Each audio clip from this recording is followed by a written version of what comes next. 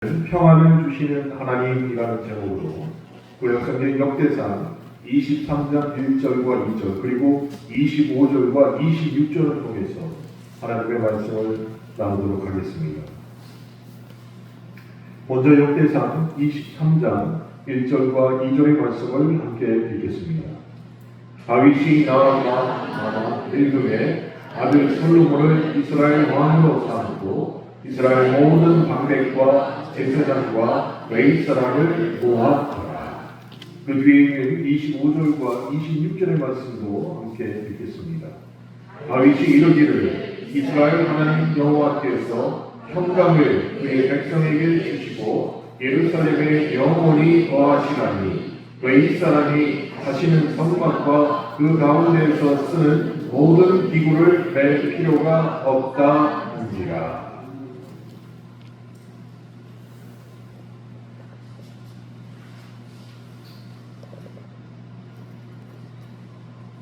지난 주간에 기독교 한국 침례회 임시총회가 한국침례신학대학교 대강당에서 있었습니다. 그래서 이번에 총회장을 선출을 드디어 했습니다. 자세한 얘기는 들을 수 없지만 그 과정에서 참 또 마음 아픈 일들이 많이 일어나서 참석하신 1374명의 목사님들이 편안한 마음으로 집에 돌아갈 수가 없게 되었습니다. 그 중에 옥계침례교회 출신 목사님들을 임시총회가 있기 전에 만나게 되었습니다. 항상 총회가 있으면 옥계침례교회 출신 목사님들을 모여서 함께 인사를 하고 식사를 같이 하는데 제 마음에 좀 그런 의구심이 들었습니다. 어느덧 연배가 많으시고 또 교회도 성장하셨습니다. 우리 교회보다 더 큰 교회도 있으십니다. 근데 그분들이 모여서 같이 인사를 나누고 식사를 하다 보면 자연스럽게 옥계교회가 개선을 해야 된다고 몰아가는 거예요. 도대체 왜 그러냐? 도은강 목사님도 그러시고 이종호 목사님도 그러시고 훨씬 누구도 왜 그러시고 그래야 마음이 편하다. 자기들이 마음이 편하죠. 평화는 여러 가지 환경 속에서 참 다양한 모습으로 우리에게 다가옵니다. 또 하나가 있습니다. 인문학을 하나님께 가는 책을 저술하신 분이 계신데 지금 4권의 책을 저술하셨습니다. 그리고 교장과 함께 고통에 대해서 3권의 책을 계약을 하셨고 강남 비전교회에 다니십니다. 이 교회가 어디냐면 강남구청 옆에 있는데 박근혜 대통령의 사저 바로 옆에 있어요. 근데 그 목사님께서는 침례교 목사님이신데 침례교보다는 장로교, 감리교에서 훨씬 더 유명하신 목사님이십니다. 혹시 저에게 목사님 책을 뭐를 읽어야 될까요? 그러면 인문학을 하나님께 1권과 3권을 읽으시면 굉장히 도움이 됩니다. 총 4권으로 되어 있는데 그 목사님이 대전에 오셨습니다. 물론 지난 정기총회 때 정선에서 만나서 교제를 나눴고 저에게 참 귀한 말씀을 많이 주셔서 이번에 다시 만나게 되었습니다. 그런데 저만 가는 게 아니고 우리 교회에서 구약 파노라마를 했던 엘리비전 침례교회 유우선 목사님과 또 대전 대흥 침례교회 정인태 목사님과 하늘비전교회 한재성 목사님 그리고 누가 있었죠? 생각이 잘 안 나요. 그러니까 여러분이 모여서 함께 또 시간을 보냈습니다. 거기에서 이런저런 얘기를 하다가 제가 아마 제일 집중했나 봐요. 그 말씀에. 그랬더니 대흥침례교회 정인태 목사도 있고 여러 좋으신 목사님들이 있는데 2월 4일 날 강남 비전교회에서 독서 모임을 처음으로 갔습니다. 그래서 저희가 다 그 교회로 가게 되는데 그 전에 12월 달에 금요일 날 집회가 저녁 6시부터 10시까지 있는데 목사님을 꼭 모시고 싶습니다. 그럼 누구를요? 누구를요? 나. 정인택 목사하고 나. 그래서 고민하다가 허락을 했습니다. 그래서 나중에 물어봤습니다. 목사님, 모였던 목사님들이 참 좋으신 목사님들이 많습니다. 큰 대형교회 목사님도 계시고 영적으로 아주 뛰어난 목사님도 계시고, 근데 하필 왜 저를 부르셨습니까? 제가 대놓고 여쭤봤습니다. 그랬더니 얘기를 나눈 결과 목사님이 저를 제일 편안하게 해주셨다는, 걱정이 됐지만 마음이 평안했습니다. 여러분, 한 가지 일을 당할 때 걱정스러운 마음과 두려운 마음과 염려하는 마음이 공존해서 우리에게 다가오죠. 그런데 오늘은 평안을 지켜주시는 하나님이라는 주제로 여러분께 말씀을 드리는데, 그럼 도대체 평안이라는 단어의 사전적 뿌리는 무엇일까요? 걱정이나 탈이 없음, 이렇게 국어사전에 기록되어 있습니다. 걱정도 없고 탈이 없다는 게 평안하다는 것이. 비슷한 단어들도 여러 가지가 있죠. 안녕하십니까? 안평하십니까? 평강하십니까? 무사하십니까? 무고하십니까? 이런 말들이 다 평안과 비슷한 단어로 쓰이고 있습니다. 그렇지만 일반적인 용례를 따르면 진짜 세상에서 말하는 평안이란 걱정스러운 일이나 사고가 없는 상태를 가르쳐서 사람들이 평안하시군요 라고 말을 한다는 것이에요. 그러면 오늘 주일이었습니다. 오늘 아침부터 지금 시간까지 여러분 평안하십니까? 네. 저도 오늘 참 평안했어요. 낮에 밥을 먹는데, 국수를 먹는데 제 앞에 있는 김치에 굴을 3개나 찾은 거 있잖아요. 대단하지 않습니까? 굴이 3개나 들어있는, 굴이 3개를 먹으면서 마음이 편해졌습니다. 더불어서 기도원 옆에서 오신 두 분의 장로님께서 저에게 이런 말씀을 좀 하셨습니다. 오늘 여러분께서 성서 헌금으로 드린 금액이 81만 5천 원이나 드리셨어요. 목사님 너무 감사합니다. 그런데 다음부터는 목사님이 이렇게 강조 안 하셔도 됩니다. 우리가 미안해서 못 오겠습니다. 그러면 내년은 좀 건너뛰고 다음에 오세요 이렇게 말하고 싶었지만 그렇게 말씀을 못 드렸습니다. 이런 것들이 우리가 평안하다고 말할 수 있는 것이죠. 세상적인 의미로. 그런데 성경이 가르치는 평안은 성격이 세상에서 말하는 평안과 다르다는 것이에요. 문제와 사고가 몰려오는 상황 속에서도 세상 사람들은 그렇게 되면 우리는 평안하지 못합니다. 단언해서 말할 텐데, 성경이 말하는 평안은 문제와 사고가 몰려올지라도 얼마든지 평안을 누릴 수 있다라고 우리에게 가르치고 있다는 것이죠. 그런데 그게 정말 가능하냐는 것이죠. 오늘 본문의 말씀을 설명하기 전에 정말 이게 가능한가? 성경에 나와 있는 다른 말씀으로 먼저 설명을 좀 드리려고 합니다. 사도행전에 보면 스데반이라는 집사가 나오죠. 여러분과 똑같은 집사님이셨습니다. 저도 집사를 거쳐서 전도사를 거쳐서 부목사가 됐다가 담임목사가 됐으니까 저 집사가 무엇인지 알고 있죠. 그런데 이 스데반 집사님은 예루살렘 교회가 구제와 섬김의 일을 위해서 세운 7 집사 중에 한 명이었습니다. 구제와 선교를 담당하는 7 집사 중에 한 명이었다는 것이죠. 그런데 이 스데반 집사님은 자신처럼 헬라어를 사용하고 로마 문화에 익숙한 사람들, 즉 헬라파 유대인들에 대해서 특별한 애정을 가지고 있었습니다. 그래서 선한 마음으로 그들에게 진리이신 주님의 복음을 전하려고 했죠. 그러나 안타깝게도 헬라파 유대인들 중에서는 스데반이 전하는 그 진리된 복음을 거절하는 사람들이 더 많았다는 것이죠. 그래서 스데반과 헬라파 유대인 사이에 논쟁이 벌어지게 됩니다. 논쟁할 때 한치의 양보도 없지. 내 말이 맞다는 것이. 상대방 아니다. 내 말이 맞다는 것이. 이게 논쟁입니다. 그렇게 옥신각신하게 스데반과 헬라파 유대인들이 의견이 부딪히면서 논쟁이 있었습니다. 그런데 헬라파 유대인들이 지혜와 성령으로 말하는 스데반을 도저히 당해낼 수가 없었던 것이죠. 헬라파 유대인들이 스데반의 말에 귀를 기울이고 그들의 마음을 열었더라면 얼마나 좋겠습니까?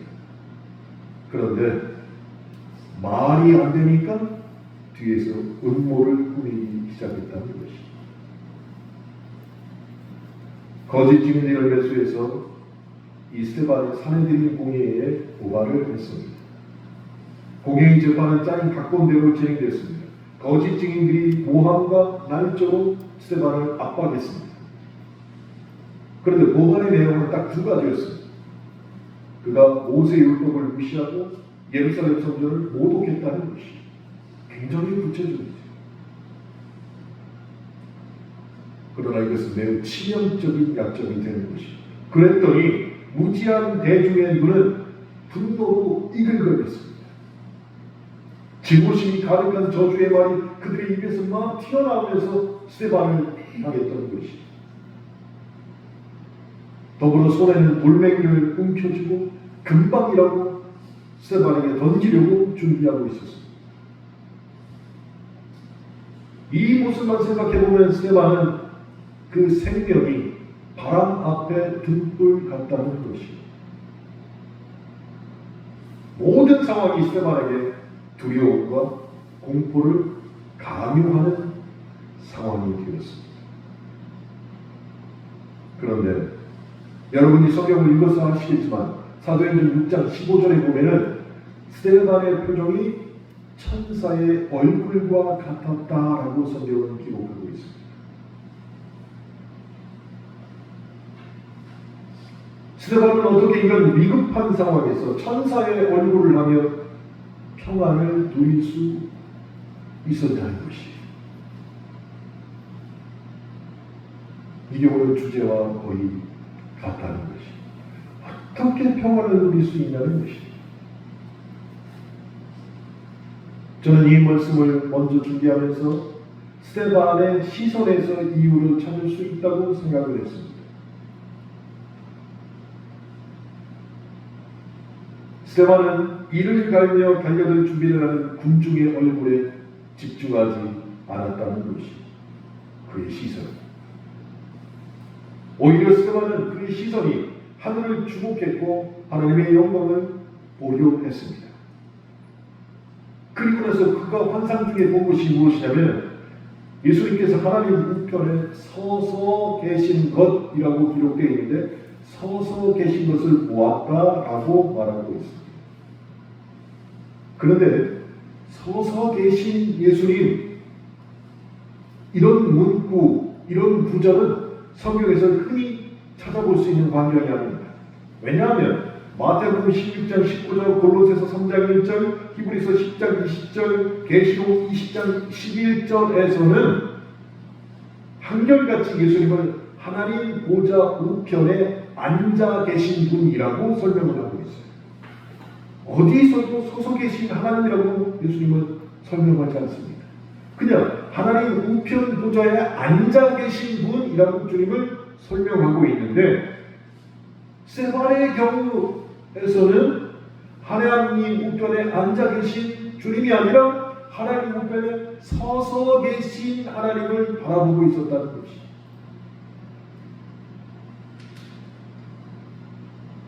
왜 그랬을까요? 그 상황을 우리 주님께서 보시면서 도저히 앉아 계실 수가 없었다는 것입니다.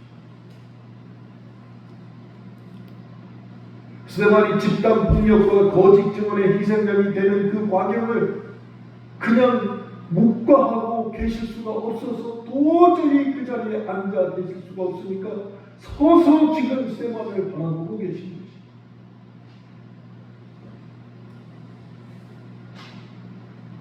예수님께서 벌떡 일어나서 서서 스데반의 모습을 주목하시고 그를 응원하고 계시는 것을 스테반이 그 공포를 강요하는 상황 속에서 주님을 바라보고 알게 되었다는 것이죠. 그래서 그가 평안을 유지할 수 있었던 것이죠. 그렇습니다. 스테반은 자신을 향한 위협이나 사건이나 문제를 보게 합니다. 스테반이 본 것은 하나님의 영광이었고 하나님 보호자 우편에 서서 자기를 응원하고 계시는 우리 주님의 얼굴을 바라보고 있었다는 것이죠. 그렇게 성경은 그 모습을 보고 그대로 묘사했습니다. 스테반의 얼굴이 천사의 얼굴과 같았더라 라고 말했죠.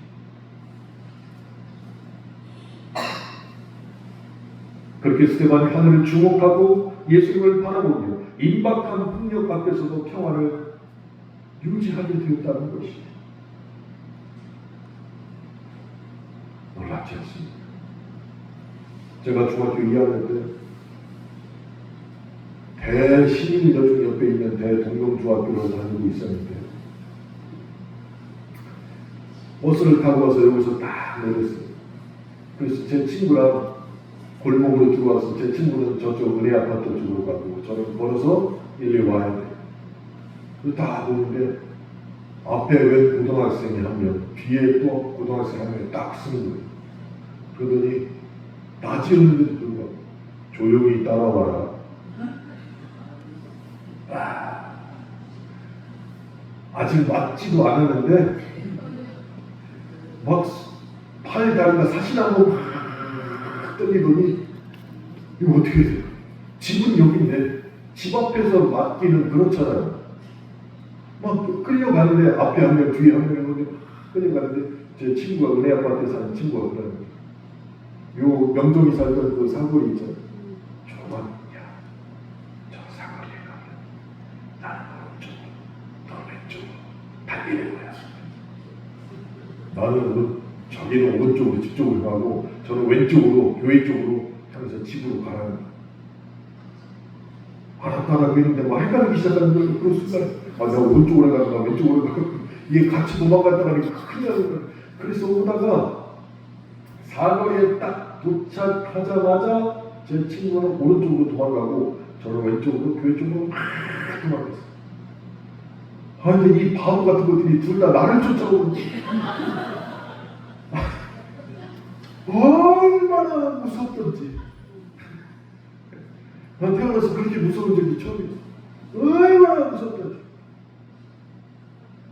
가방을 막 가는데 저를 쫓아서 둘이 막 달려. 거의 잡힐 뻔했는데 지나가는 아저씨가 막 소리 지면서 왜 그러냐면 그래도 제가 간신히 살았어요. 그리고 났는데도 손발이 진정이 안 돼요. 아직 맞지도 않았는데 진정이 안 되는 거예요. 진짜 계속 여기. 근데 스테반을 한번 생각해 보세요. 그는 조금 있다가 죽게 됩니다. 임박한 풍력 앞에서 무방비 상태로 있었습니다. 제가 느낀 감정보다 훨씬 더 큰 공포 앞에 서 있었습니다. 그런데 그를 천사의 얼굴과 같았다 라고 성경이 묘사하고 있다는 것이죠. 결코 평안을 잊어버리지 말았다는 것이죠. 여러분, 예수 그리스도를 믿는다는 게 도대체 무엇일까요? 예수님을 구주로 믿고 따른다는 것은 뭔가 거창한 것을 목표로 두는 게 저는 아니라고 생각합니다. 그럼 무엇입니까? 하늘의 하나님을 바라보고 하나님 보호자 우편에 서서 우리의 삶을 응원하시는 그 예수님을 바라보는 것입니다. 나를 안타깝게 생각하시고 궁일하게 생각하셔서 도저히 앉아있을 수가 없게 서서 나를 바라보시는 그 주님을 바라보는 것, 이게 우리의 신앙생활이 되어야 할 줄로 믿습니다.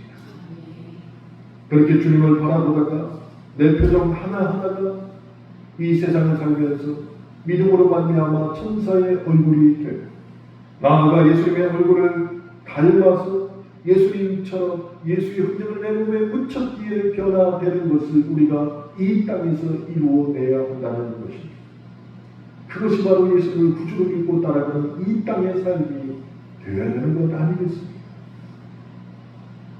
그런 평안의 얼굴을 누리는 저와 여러분의 삶이 되시길 주님의 이름으로 소망합니다. 그러면 다시 한번 첫 질문으로 돌아보시죠. 여러분 정말 평안하십니까?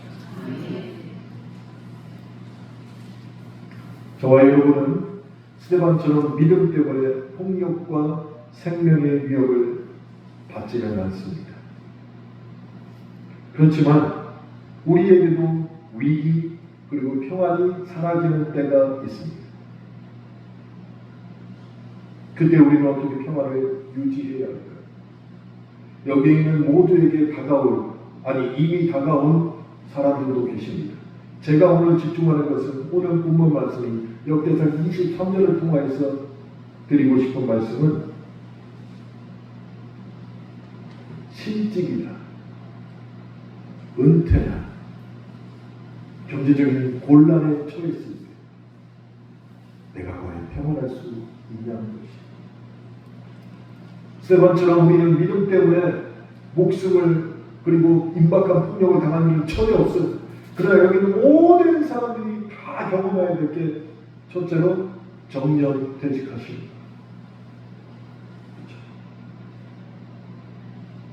경제적인 위기에 처한다.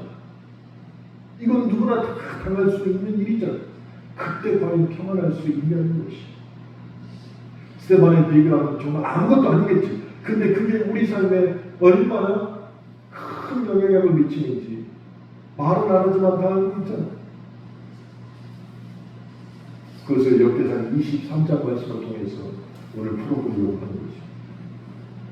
1970년 62세였던 한국인의 기대 수명이 1922년에는 83세로 20년 이상 증가를 했습니다. 그러니까 이 땅에 지금 살아 계신 분은 최소한 몇 세까지는 살아야지 평균적인 삶을 사는 거예요. 83세까지 사셔야 돼요. 83세까지. 딱 우리 담임 목사님하고 신삼식 집사님 나이 딱 여기까지는 그냥 무탈하게 사셔야 돼요. 이걸 넘어선 분들은 지금 축복받는 거예요. 이 자리에 계십니다. 축복받는 거예요. 근데 이게 그냥 축복일까요? 그에 비해서 근로자의 정년퇴직 나이가 65세에서 대부분 60세로 줄었습니다.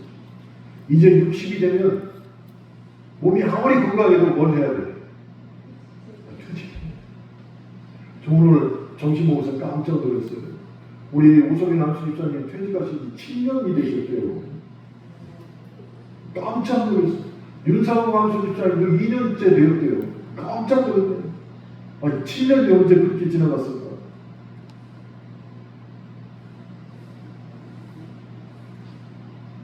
그런데 더 안타까운 것은 최근 불황으로 인해서 10년간 국내에서 실직자 수가 45만 명이 증가를 했습니다.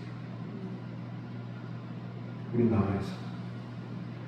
기대 수명은 83세로 높아졌는데 정년퇴직은 60세 해야 되고 한참 일해야 될 사람들 중에 45만 명이 일자리가 없어서 쉬고 있다는 것입니다.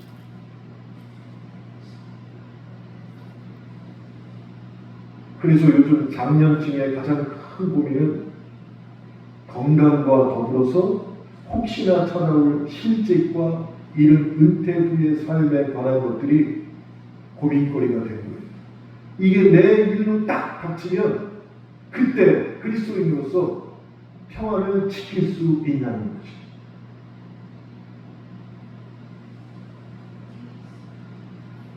오늘 역대상 23장에서는 이렇게 말씀하고 있습니다.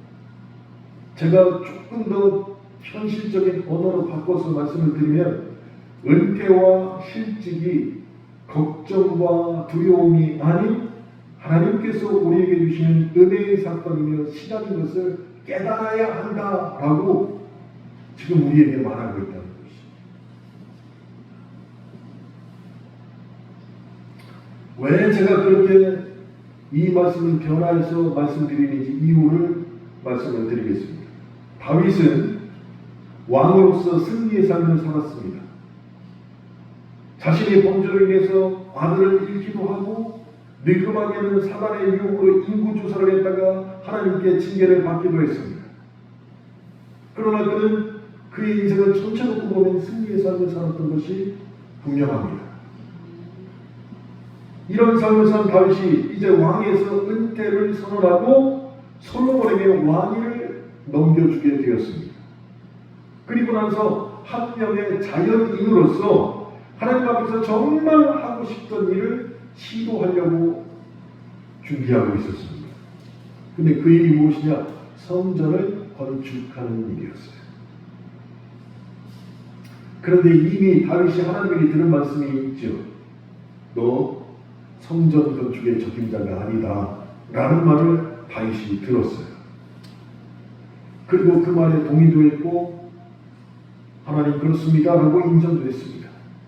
그럼 그냥 쉬면 되는데 다윗은 하나님의 거절하심과 은퇴 상황에 머물러 있지 않고 자연인으로서 성전 건축을 위한 준비를 계속했다는 것이,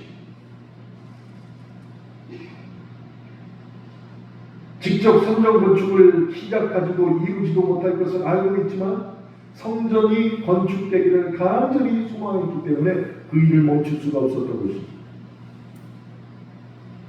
이로써 우리는 다윗이 누가 성전을 짓느냐에 대한 관심보다 하나님의 성전이 반드시 세워져야 한다는 사실에 관심을 두고 있었다는 것을 알 수 있게 되는 것입니다. 그런데 그렇게 승리의 삶을 살고 하나님의 성전을 열심히 건축하려는 열정이 있던 다윗 때문에 본의 아니게 피해를 받는 사람들이 생겼다는 것입니다. 아무리 좋은 결심을 갖고 있어도 나 때문에 피해를 보는 사람이 이제 생겼다는 거예요.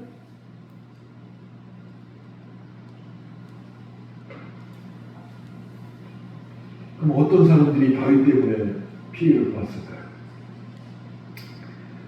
그 당시에는 성막이 이동식이었죠. 그런데 다윗이 지금 지으려는 성전은 어떤 식입니까? 고정식이죠. 들고 다니던 성막을 성전으로 딱 고정돼서 짓는 거예요. 그러니까 다윗 때문에 누가 실직을 하게 되냐면 기존의 성막을 지고 나르던 이들이 실직하게 되어버립니다.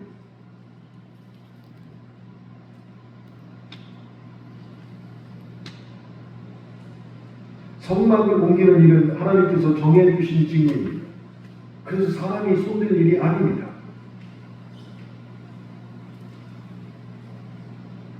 근데 고정식으로 성전을 짓게 되면 이 사람들이 이제 할 일이 없게 되는 거예요. 자기 잘못이 아닙니다. 한 사람의 하나님에 대한 열정과 성전을 짓겠다는 그 생각이 엄하게 다른 사람들에게 실직을 강요하게 되는 것이죠. 그랬을 때 다윗이 어떻게 했어요?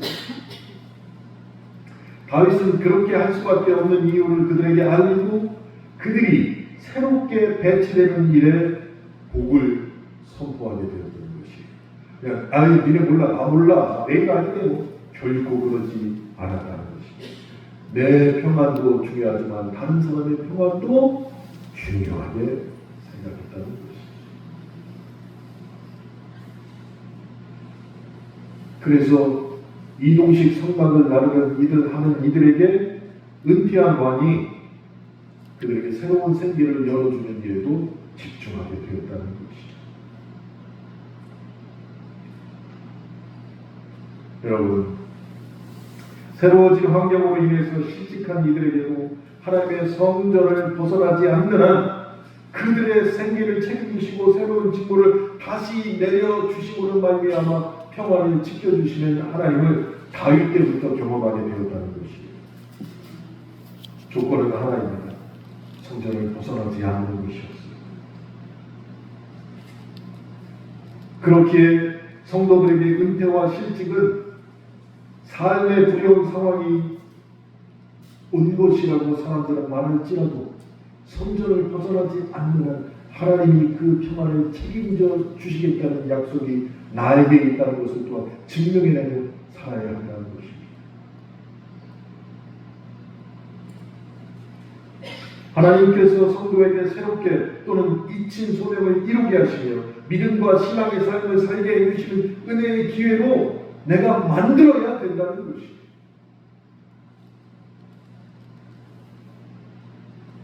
그래서 내 삶에 언젠가는 다가올 것이 또 이미 다가왔다 할지라도 은퇴와 실직과 경제적 위기가 걱정이 되시면 다윗의 기도를 떠올려 하나님께 부르짖으시기를 권고합니다.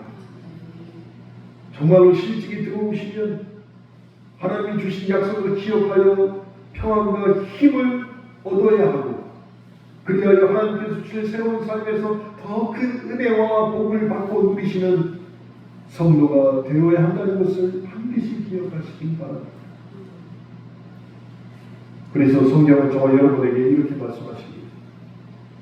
하나님이여 내가 늙어 백발이 될 때에도 나를 버리지 마시며 내가 주의 힘을 후대에 전하고 주의 능력을 장래의 모든 사람에게 전하기까지 나를 버리지 마소서. 내 하나님이여 여호와를 기억하라. 그가 내게 재물 얻을 능력을 주셨습니다. 이 말씀을 믿고 어떤 상황이 있더라도 하나님 주신 평화를 잃어버리지 않는 여러분 되시길 주님의 이름으로 축원합니다. 그렇습니다. 이 말씀을 정말 우리가 믿는다면 우리는 고통 속에서도 정말로 하나님 앞에 진실된 기도를 드릴 줄 알아야 한다는 것입니다. 진짜 진실된 그렇게 우리의 삶 가운데 진실된 기도에 집중해야 됩니다. 그럼 도대체 진실된 기도는 어떤 것일까요? 오늘 낮의 시간에도 예수님께서 정말로 자신의 있는 마음 그대로 하나님 앞에 기도했다고 말씀을 드렸잖아요. 또 한 가지 예를 들면 시편 88편 6절로부터 8절에도 진실된 기도가 나와 있습니다. 제가 읽어드리겠습니다. 주께서 나를 깊은 웅덩이와 어둡고 음침한 곳에 두셨사오며 주의 노가 나를 심히 이루시고 주의 모든 파도가 나를 괴롭게 하셨나이다. 주께서 내가 아는 자를 내게서 멀리 떠나게 하시고 나를 그들에게 가증한 것이 되게 하셨사오니 나는 갇혀서 나갈 수 없게 되었나이다.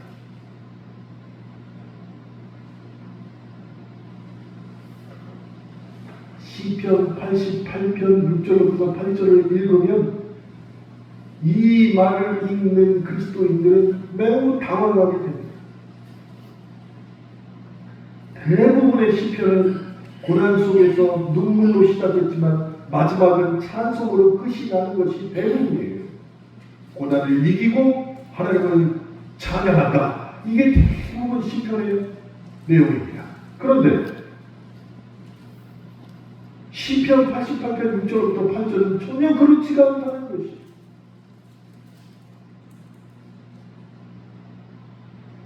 시작부터 어둡습니다.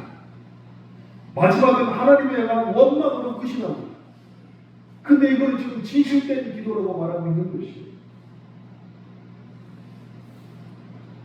왜 진실된 기도일까요? 자신의 고통을 토로하면서 마지막에 이렇게 고백합니다.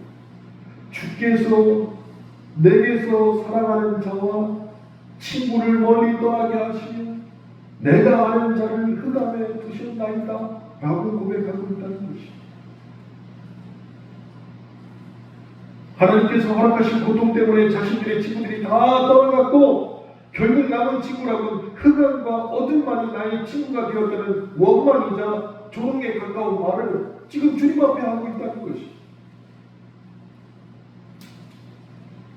어떻게 하나님을 원망하면서 마무리되는 시편이 성경에 도대체 기록되었냐는 것이에요.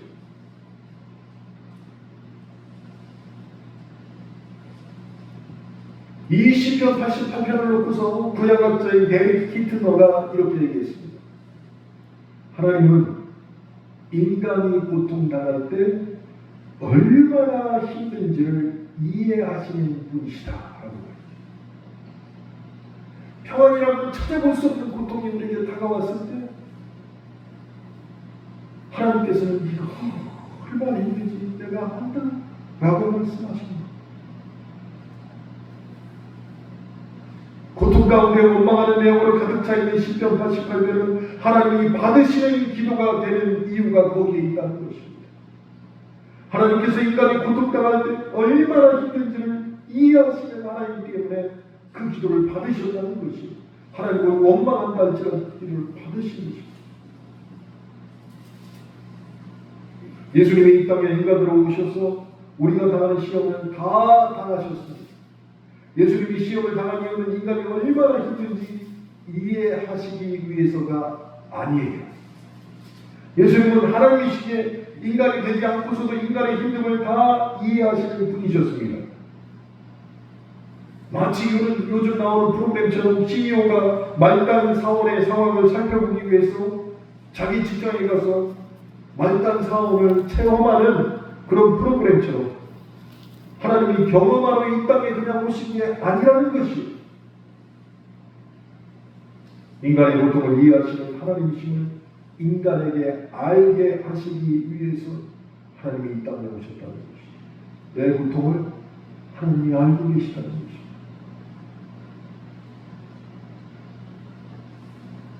그런데 그것을 우리가 제대로 알아야 됩니다. 왜 알아야 되냐? 예수님이 우리가 당하는 고통을 당하셨고 결국에 그것을 이기신 분이시라는 것을 우리가 알아야 된다는 것입니다.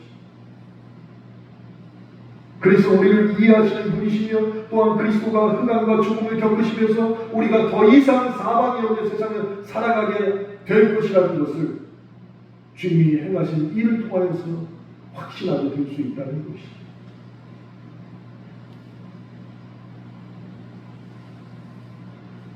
사랑하는 성도 여러분, 하나님이 나와 함께 하지 않는다고 원망하며 기도할 때 그 기도는 사실은 진리가 아니라 우리의 감정일 뿐입니다. 감정일 뿐이에요. 그런데 하나님은 그 감정까지도 다 받아주십니다. 나의 느낌과 상관없이 언제나 나와 함께하는 분이시며 나에게 더 이상의 흑암을 없애주시기 위해서 친히 십자가에 달려서 모든 저주를 그분이 다 당하신 그분께서 나의 감정까지도 받아주시다. 그러니까 하나님 앞에 기도할 때 정말 감추고 숨기고 찔러놓고 좋은 것만 하나님 앞에 기도하지 말고 몸부림치면서 지금 내 상황이 어떻다는 것을 그대로 주님에게 기도를 통해서 알아야 된다는 것입니다. 그래야만이 하나님이 주시는 평안이 고통을 잠재우고 우리 가운데 채워질 수 있다는 것입니다. 기억하십시오. 고난 속에서도 하나님은 우리의 기도를 들으시는 분이십니다. 그 가운데 부르짖을 때도 그분은 우리와 함께 하십니다. 그리고 고통 속에서 부르짖는 우리의 기도를 함께 들으시고 응답하시는 분이 바로 평안을 지켜주시는 하나님이 되시는 것입니다. 사랑하는 성도 여러분, 인간의 고통을 이해하시는 하나님, 스데반이 폭력 속에서도 평안을 빼앗기지 않았던 것처럼 저와 여러분에게 다가올 건강의 문제, 은퇴와 실직의 문제, 자녀의 문제 등등 아무도 내 마음 모른다고 생각했던 그 문제들의 모든 과정을 우리 주님이 아신다는 것입니다.